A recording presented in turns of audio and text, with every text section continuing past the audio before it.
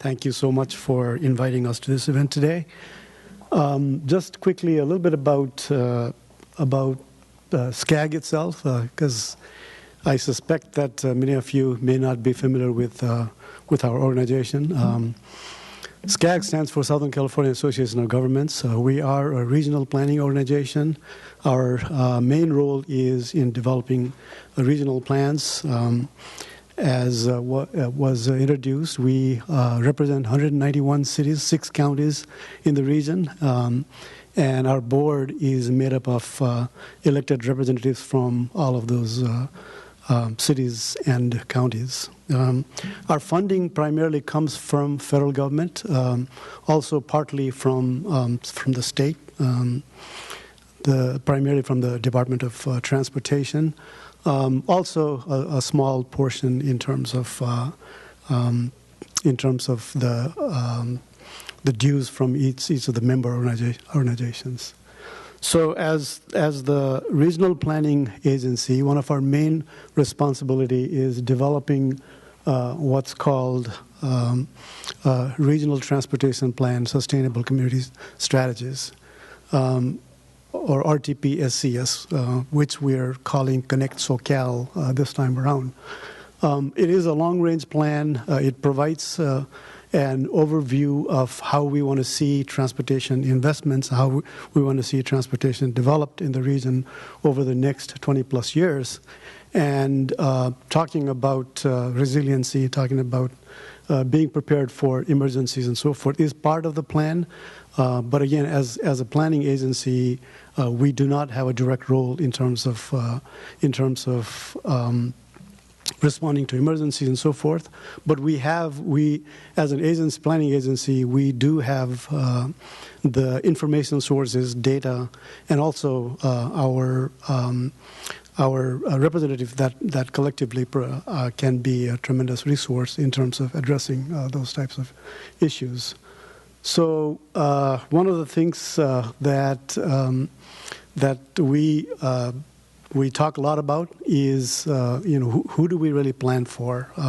How is our what does our region looks like in terms of demographics, in terms of makeup of different ethnic groups, how our demographic makeup is changing over time.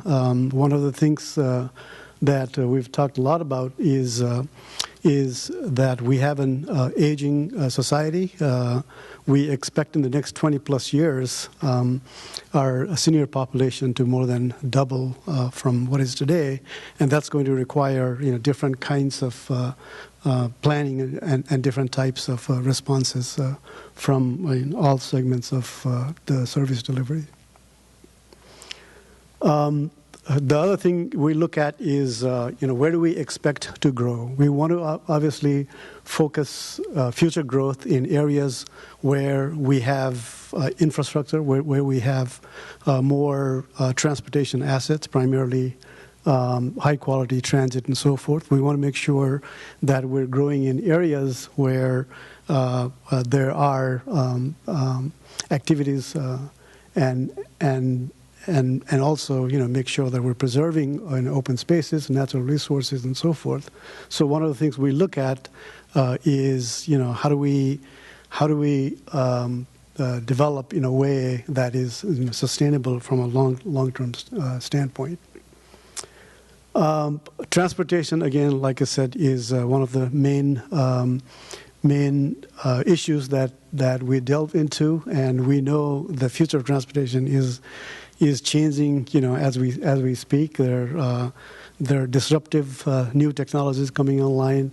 At the same time, our core, transportation choices that includes our, highways, our transit system, rail system, et cetera, is going to be there for a long time to come. So we are not ignoring those modes. So we're continuing to invest and make sure that they're preserved and they're in good shape for generations to come. At the same time, we're also acknowledging and incorporating new technologies and new transportation options as we look ahead into the future.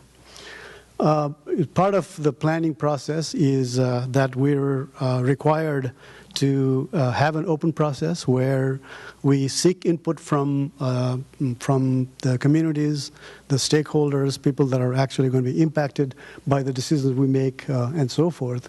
So over the summer, we went out to all 6 counties. We held workshops.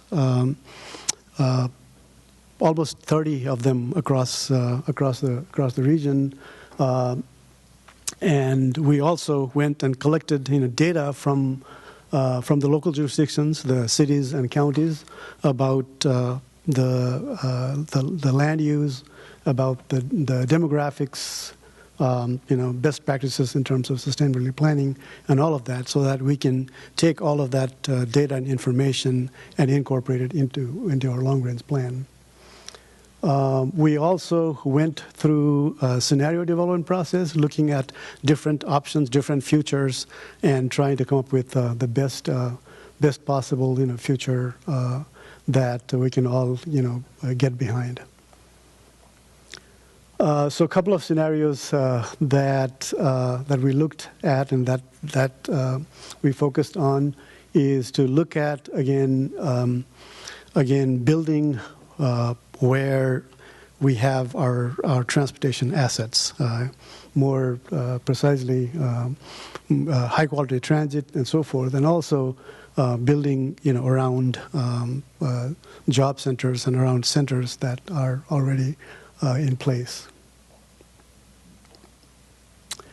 As I said, we also went through a lot of different public events, workshops, and meetings, getting the feedback from the public in terms of what they're looking for in the long-range plan, and so what we heard a lot from the public is that future growth should not occur in